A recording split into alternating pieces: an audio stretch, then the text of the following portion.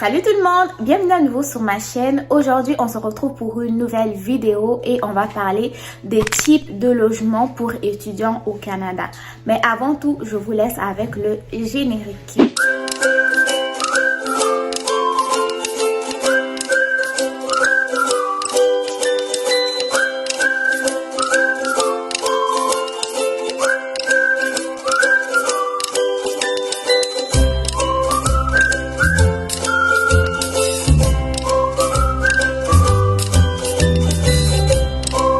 Donc, comme je vous l'ai dit dans l'introduction, aujourd'hui, on va vraiment parler des types de logements que un étudiant étranger est susceptible de retrouver au Canada.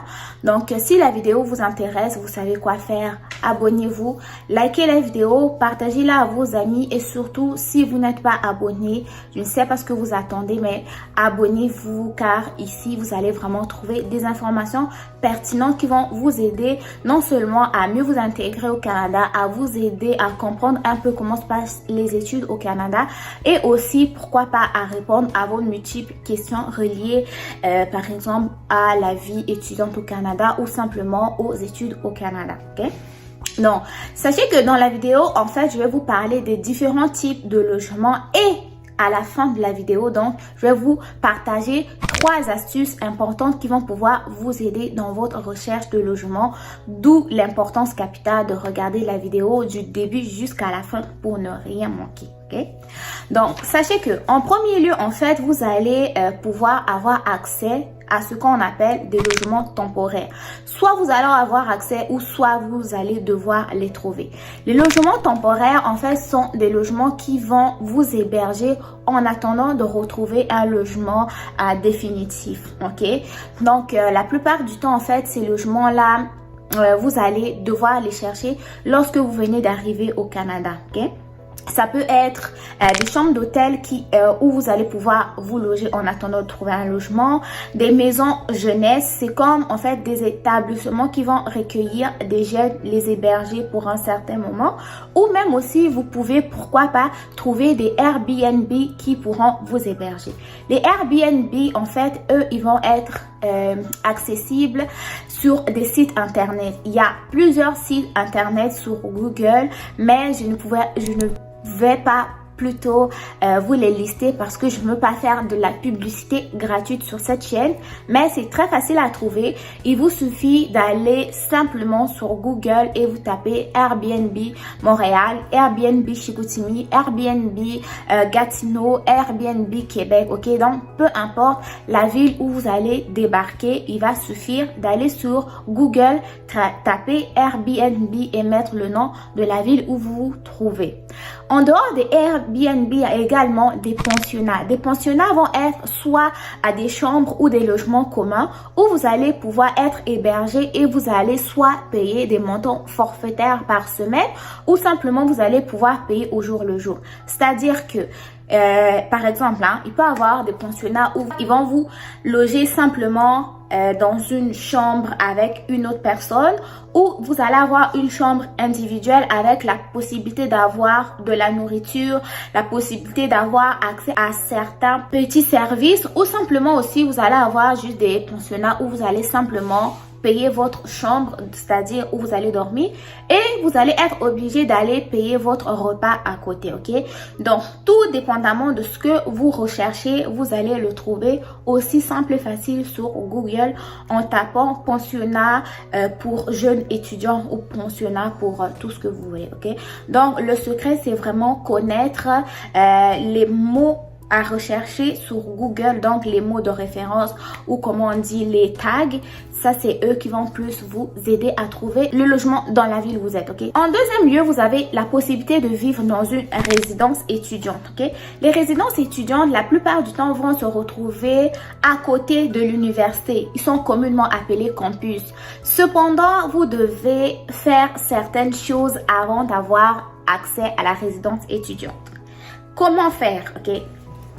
Pour avoir accès, c'est de s'inscrire. S'inscrire, c'est principalement et de préférence avant votre arrivée au Canada, c'est-à-dire au moment où vous obtenez une offre d'admission dans une université ou peu importe cégep, et si jamais ce cégep-là ou cette université-là a des campus ou des résidences étudiants, c'est le moment idéal de pouvoir vous inscrire sur la liste. Pourquoi le faire à ce moment-là? Bien évidemment parce que la plupart du temps, ces résidences-là ont des chambres assez limitées. Non seulement ils vont accueillir des étudiants internationaux, mais aussi des étudiants locaux. Par exemple, une fois de plus, si c'est une université qui va se retrouver en région, donc cette université-là est susceptible de recevoir des étudiants locaux qui proviennent d'autres villes qui vont venir donc préférer se loger dans des chambres étudiants pour être proche de l'université, donc en même temps pour économiser l'essence, en même temps pour économiser les frais de transport. Et donc, si vous y allez un peu tard en étant étudiant internationaux, vous risquez de manquer de place. De surcroît, vous savez très bien que les demandes d'admission des étudiants internationaux vont être traitées d'une façon pas très tardive, mais le durée de traitement, on va se le dire, il est un peu plus lent pour les étudiants internationaux que les étudiants nationaux. Donc, raison pour laquelle il faut vraiment se hâter d'aller faire votre demande de logement une fois l'admission complétée pour pouvoir espérer avoir une place en résidence. Pourquoi j'ai voulu mettre les résidences dans ma petite liste ou catégorie de type de logement que je voulais aborder? Parce qu'ils sont bénéfiques. Bénéfiques dans quel sens? Vous êtes proche de l'université, ok? Des fois, juste 2 minutes, 1 minute de l'université. Vous économisez sur les frais de transport qui sont super élevés et vous économisez sur un logement en ville. Les logements en ville vont coûter cher que les résidences étudiants parce que vous savez bien, en ville, la plupart du temps, vous allez avoir deux logements qui ne comprennent pas d'électricité. Il faut que vous trouvez l'internet, il faut que vous achetez les meubles. Donc, tout cela regroupé revient plus cher que le fait d'avoir une chambre en résidence. Même si les chambres en résidence vont être des espaces assez restreints. Donc, tout ce qui est cuisine, salle de bain, vous allez devoir le partager avec d'autres étudiants. Des fois, ça peut créer des conflits pour des personnes qui ont besoin de tranquillité pour mieux étudier et qui vont donc se retrouver des fois frustrés parce qu'ils ne donnent pas assez ou étudient pas comme il faut parce que leurs colocataires ne sont pas au même pied d'égalité que les autres. Ok? Donc ça, c'était une petite parenthèse que je devais aborder quand même. En troisième position, vous avez la possibilité de trouver un logement à l'extérieur du campus, donc vous trouvez un appartement. Cependant, au niveau des appartements, vous avez également deux possibilités. Soit avoir un appartement à vous tout seul ou avoir un appartement en colocation. Les deux cas ont des avantages tout comme des inconvénients. Mais pour un étudiant international qui vient d'arriver au Canada, pour la première année, ça serait quand même préférable de prendre une colocation parce que vous allez économiser au niveau des frais du loyer. L'internet, vous allez vous partager la facture à deux ou même les électros aussi, vous allez quand même vous partager à deux. Ce qui fait que si vous avez la chance de vous retrouver en colocation avec un autre étudiant de votre pays ou de votre région, non seulement ça va également combattre ce qu'on appelle l'isolement, la solitude, vous allez pouvoir vous intégrer tous les deux en même temps sur la vie au Canada et donc ça va donc... En fait, vous allez être au Canada mais un peu dans votre pays également, ok? Donc, la première année, vous allez être moins dans la solitude parce que il y a quelqu'un de chez vous avec vous. Mais cependant, vous savez, comme toute chose, il y a des avantages et des inconvénients. Ça peut avoir, vous pourrez avoir certains conflits au niveau de l'entente si vous n'avez pas les mêmes comportements, si vous n'avez pas les mêmes habitudes de vie, si vous n'avez pas la même discipline. Mais vous savez, tant qu'il y a la communication, vous pouvez toujours mieux vous comprendre.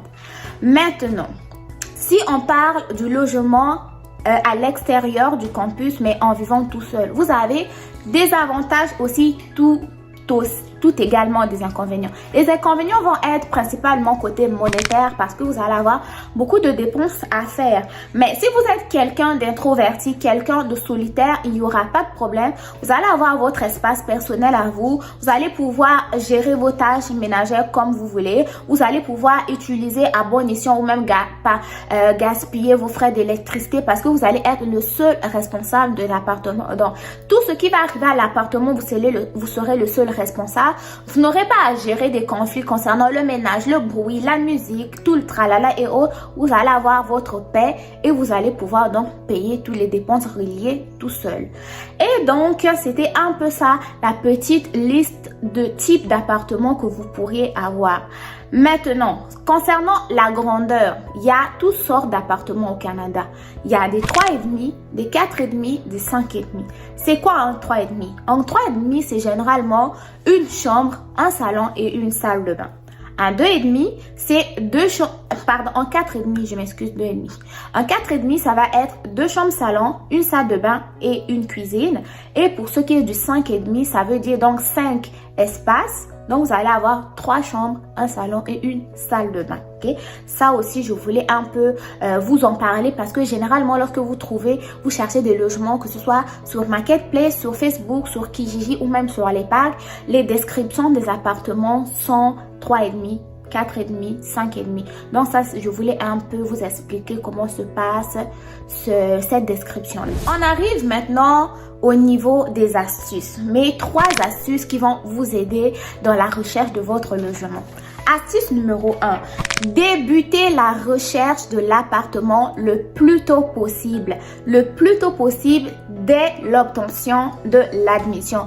Même avant d'aller faire les démarches d'immigration, c'est-à-dire la recherche du CAC ou la recherche du permis d'études. Dès que vous avez obtenu votre admission, commencez déjà la recherche de l'appartement. Au Canada, généralement, les déménagements vont s'effectuer le 1er juillet de chaque mois. Donc, vous, en étant au Sénégal, au Mali ou peu importe, dès que, par exemple, vous avez obtenu une admission pour la session d'automne, par exemple 2022 qui va commencer au mois de septembre, dès avril, si vous avez déjà trouvé un appartement, vous pouvez le garder. Mais sachez que ici au Canada, lorsque tu obtiens un appartement, par exemple le 1er avril et que toi, tu vas arriver le 1er septembre, dès que tu finis le bail, il faut que tu payes tous ces mois-là jusqu'à ce que tu arrives et occuper l'appartement.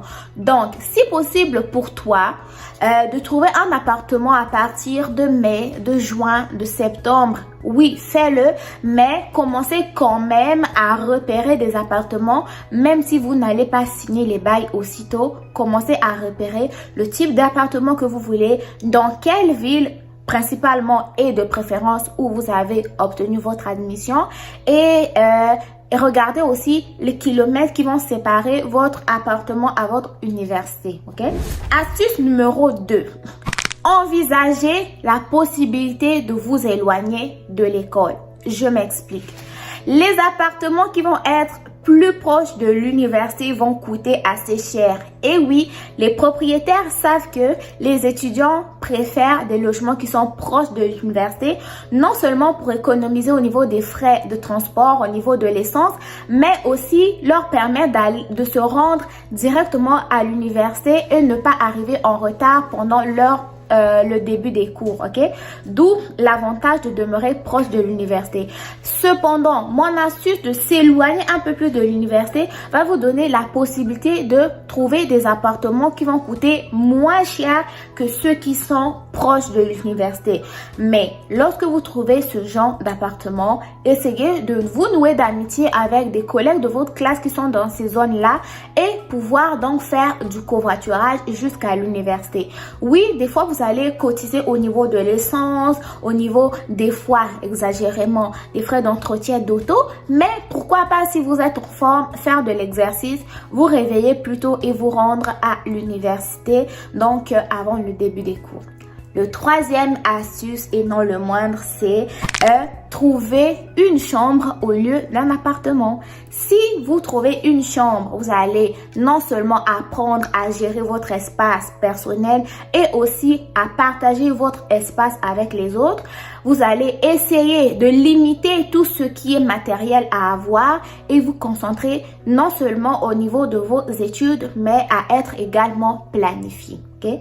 Donc, ma vidéo s'arrête ici. J'espère qu'elle vous aura plu. J'espère que vous l'aurez aimé. Si tel est le cas, n'hésitez pas à me le dire dans les commentaires. Portez-vous bien. On se retrouve pour une nouvelle vidéo. Prenez soin de vous. Bon succès dans vos différentes démarches. On se dit à très bientôt pour une nouvelle vidéo. Bye bye.